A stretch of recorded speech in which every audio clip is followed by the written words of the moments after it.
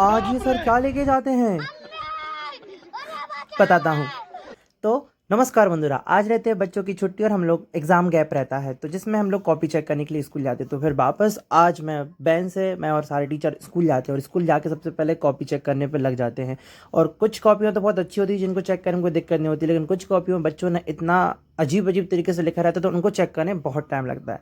But ठीक है, check करना पड़ेगा। बट बच्चों की मेहनत है साल भर की, ऐसे ही ज़ाया नहीं कर सकते।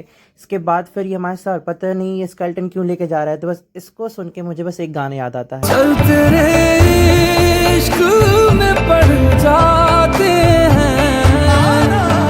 क्योंकि सर इसको लेके जा रहे थे क्योंकि हमारे स्कूल में होने वाला था साइंस एग्जीबिशन जिसमें बच्चों ने तरह तरह के मॉडल बनाए थे जो कि कल होने वाला है। इसके बाद फिर सब तैयारी करके अपने अपने घर निकल जाते हैं। यहाँ पे चंदू चाचा से बाय करता हूँ और साथ में सामने रहता है अनब, तो वो बोलता है चल बाय बाय बाय, आज के लिए इतना, मिलते हैं अगले ब्लॉग में। Okay bye bye.